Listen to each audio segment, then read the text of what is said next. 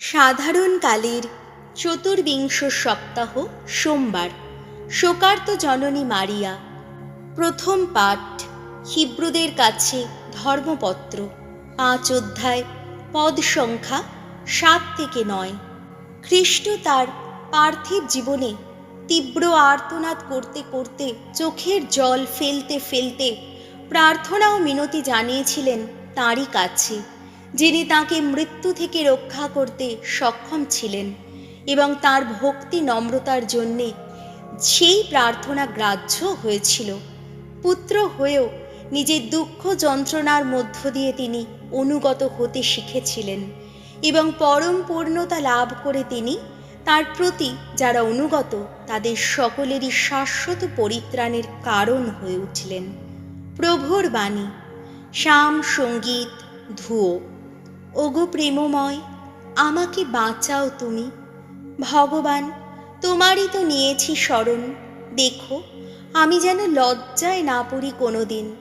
তুমি যে ধর্মময়, বিপদ থেকে মুক্ত করো আমায়। শোনো, ওগো কান পেতে শোনো, আর দেরি নয়, আমাকে উদ্ধার করো। ধুয়ো। ওগো প্রেমময়, আমাকে বাঁচাও তুমি। ওগো, আজ হও তুমি শৈলাশ্রয় আমার। আমায় রক্ষা করতে হও তুমি শক্ত কেল্লারি মতো। আমার শক্তি শৈল, আমার দুর্গ তুমি। পথ দেখাও, পথের দিশারি হও তুমি।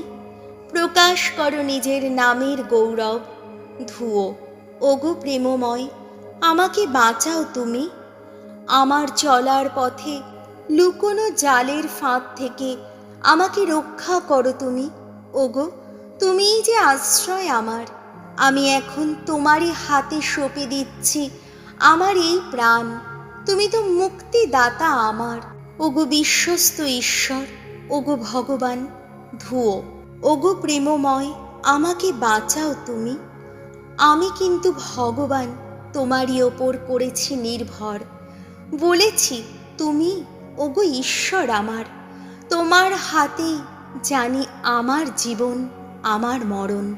যত শত্রু, যত নিপীড়ক, সবার কবল থেকে আমাকে উদ্ধার করো তুমি। ধুয়ো। ওগো প্রেমময়, আমাকে বাঁচাও তুমি। তোমায় সম্ভ্রম করে যারা, সে উদার দয়া তাদেরই জন্যে তুমি রেখেছ সঞ্চিত। তোমার শরণ নেয় যারা, তাদের প্রতি আহা কি অসীম তোমার সে দয়া। ধুয়ো। ওগো প্রেমময়, আমাকে বাঁচাও তুমি। বাণী বন্দনা। জয় জয়, প্রভুর জয়। ধন্য তুমি কুমারী মারিয়া, প্রভুর ক্রুশের পাশে দাঁড়িয়েছিলে তুমি। মৃত না হয়েও তুমি সয়েছিলে মরণ যন্ত্রণা। ধর্ম শহীদের দলে সগৌরবে বরণিয়া তুমি। জয় জয়, প্রভুর জয়। যোহন রচিত মঙ্গল সমাচার 19 অধ্যায়, পদ সংখ্যা 25 থেকে 27। যিশুর মা, তার মায়ের বোন, ক্লোপাসের স্ত্রী মারিয়া এবং মাগদালার মারিয়া তখন ক্রুশের কাছে দাঁড়িয়েছিলেন। মাকে এবং মায়ের পাশে দাঁড়িয়ে থাকা সেই শিষ্যকে দেখে, যাকে তিনি বিশেষ স্নেহের চোখে দেখতেন, যিশু মাকে বললেন, মা, ওই দেখো তোমার ছেলে। তারপর তিনি শিষ্যটিকে বললেন, ওই দেখো তোমার মা। সেই সময় থেকে শিষ্যটি তাকে নিজের ঘরে আশ্রয় দিয়েছিল। প্রভু যীশু খ্রিস্টের মঙ্গল সমাচার।